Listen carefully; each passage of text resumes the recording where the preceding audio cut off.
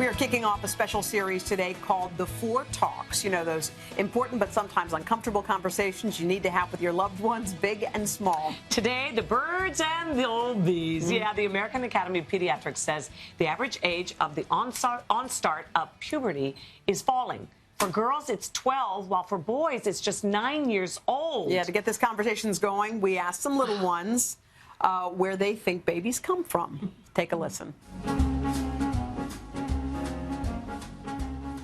I think they come from your tummy. Babies come from tummy. Sometimes they jump out, sometimes they walk out. They just like eat a lot of food and they just like get there. Daddy hugs mommy's belly, and they wish to have a baby. I think she gets a big shot. And the dad's part gets with the mom part, and that turns into the egg. Men are too afraid to do it, so God chose women to do it.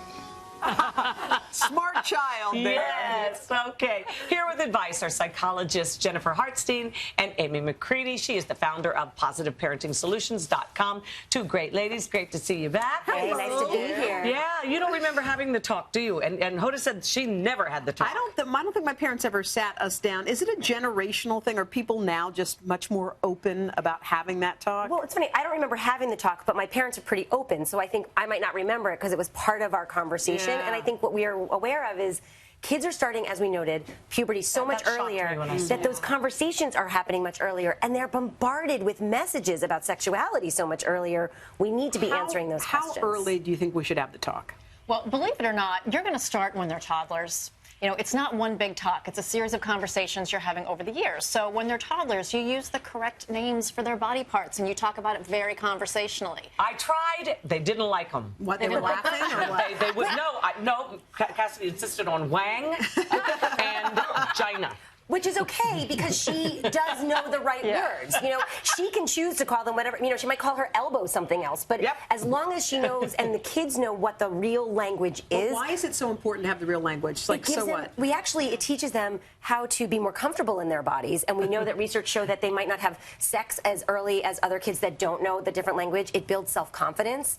And it really does build a sense of self of, this is what my body is. I know what's mine. I know what you can and cannot touch. And that's okay. Well, according to this new age of puberty for boys, I was told when my kids were little that you should have the talk before their 9th birthday. Now it sounds like you got to have it sooner.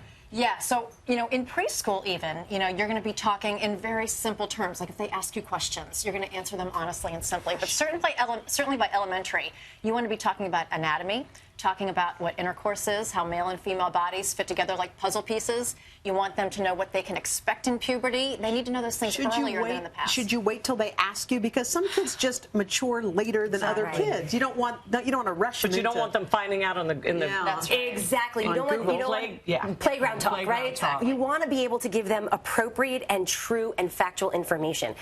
But don't over talk. So if they say, "Hey, will you tell me about blah blah blah?" and you say, "Sure, what do you want to know?"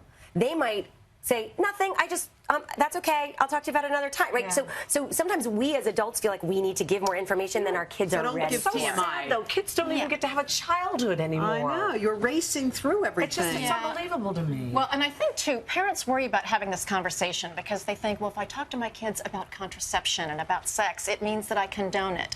That's not the case at all. You're still going to talk about your family values and your beliefs. That comes into it. But the studies show that kids who have open communication with their parents about sex are actually less likely to have sex in adolescence and more likely to use contraception if they do. So by junior high, they should know everything. Yes, by junior high, they really need to know, because the fact is certainly what I see in my practice is kids in junior high, 7th and 8th grade, are starting to experiment. So we want them to be fully educated. I know it's awful to think about, but we really want them to be educated. And if we start these conversations early so that they are open and comfortable with us, as parents, they'll come back and talk to you and say, oh, this is happening, this person's doing that, I don't want to do that, and start to do what-if questions. What if you get pressured? What if your friends are all hooking up and you don't want to hook up? What does that mean? If you don't know how to have the conversation, conversation when they're little. You suggest a book is a good way to, a guide, just something, so you're not hanging out there. And there's some good ones. There are. There's so many good ones out there, and so many more reputable resources online that you can use too. But they've already figured out the words to use and what's age appropriate for different ages. So use that. It makes it more comfortable for you as a parent, and it makes it easier for the kids to understand. Absolutely. Okay, ladies. I'm thoroughly depressed. Too.